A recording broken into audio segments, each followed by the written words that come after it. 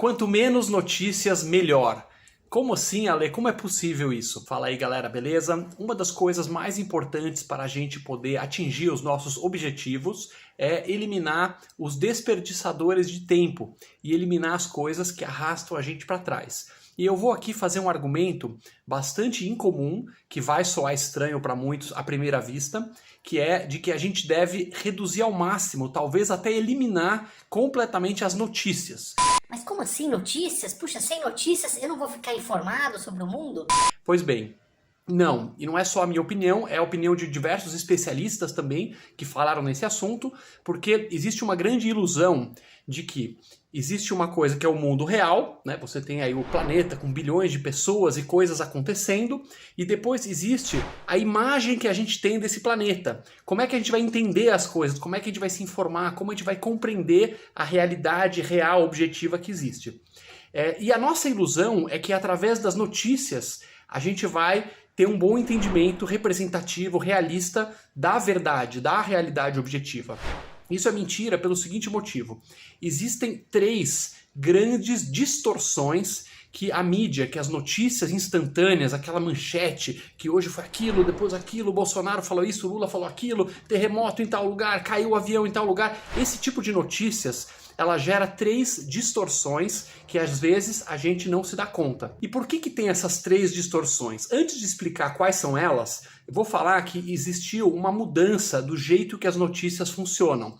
Antigamente, o modelo das notícias era você pagar uma assinatura.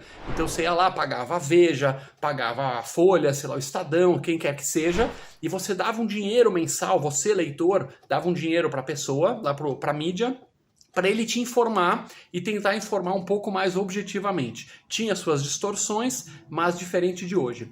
O que acontece? Esse modelo de assinatura, ele praticamente morreu. Hoje, se o jornal quiser ter dinheiro, se ele quiser poder pagar o jornalista, se ele quiser colocar comida na mesa das crianças lá do jornalista, ele precisa de cliques. Ele precisa que você vá lá e clica e compartilha e a notícia pega fogo. Sem isso, as pessoas não assistem. Se não assistir, não tem propaganda, não tem clique, não tem dinheiro.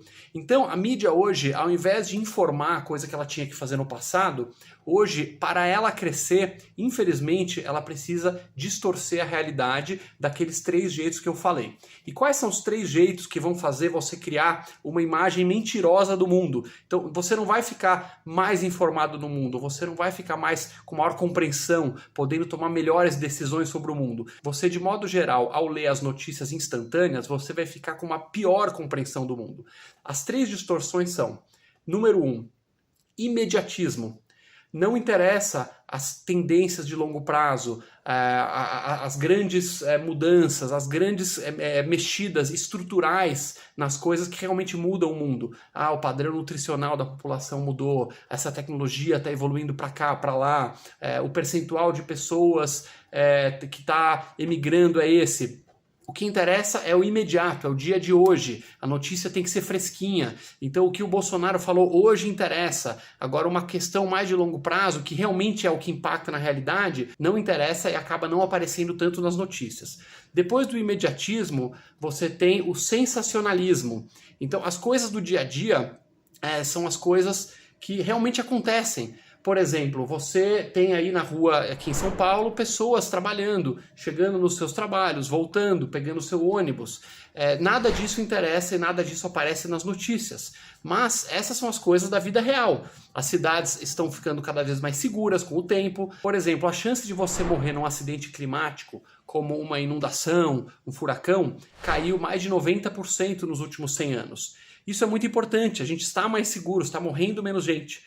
Porém, o que vai aparecer nas notícias? Vai aparecer aquela enchente que deu uma desgraça, que sim, faz parte do mundo real, aquilo existiu, aquilo não é mentiroso, mas aquilo é uma pinçada. Você está indo lá e pensando um negócio sensacionalista, um negócio que é o esquisito, né? É o tal do poste mijando no cachorro, e que todo mundo vai comentar, todo mundo vai compartilhar e vai criar no nosso cérebro uma ilusão, porque o nosso cérebro ele não é capacitado para se defender disso. A gente vai vendo só isso na notícia, só o sensacionalismo, e a gente começa a imaginar que o mundo é sensacionalista, mas não é. O mundo é feito de aviões que pousam em dia, sem ninguém morrer, graças a Deus, de pessoas que atravessam a rua e não são atropeladas, de pessoas que estão cada vez mais seguras, cada vez se alimentando melhor, cada vez vivendo mais anos. Então você não tem uma compreensão real dos fatos. E o terceiro motivo é que a mídia, de modo geral, ela é mais negativa. Então notícias que vão despertar emoções negativas em você são muito mais procuradas e muito mais compartilhadas.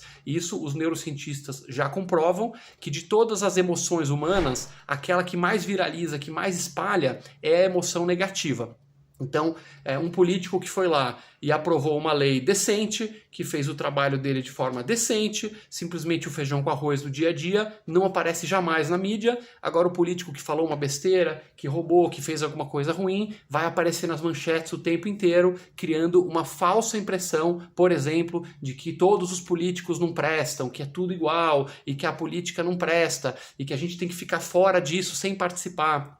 Então, todas essas características, essas três que eu falei, do negativismo, do sensacionalismo e do imediatismo, vão fazendo você consumir um conteúdo que não representa a realidade, pelo contrário, ela representa uma lupa pinçando um pequeno pedaço da realidade, fazendo você ter essa impressão negativa, gerando emoções negativas em você.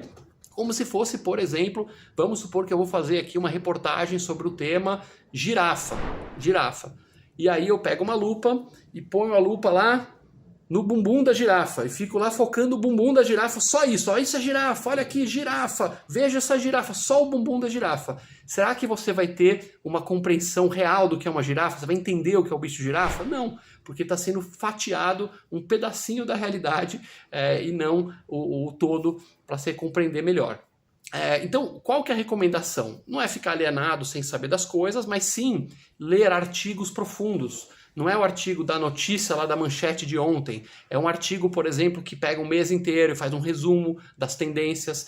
Ler livros sobre as grandes mudanças tecnológicas, econômicas, políticas que estão acontecendo. Você vai se informar muito melhor, vai passar um dia com muito menos raiva e vai ter uma compreensão muito melhor da realidade do que se ficar viciado lá nas notícias e tendo essa ilusão de que está bem informado. É isso aí, pessoal. Se você gostou, curta, compartilhe, coloque nos comentários o que você acha. Você já pensava assim das notícias? Você concorda com o que eu falei? Você continua discordando do que eu falei? Coloque os argumentos. Vai ser muito legal aprendermos juntos sobre esse tema.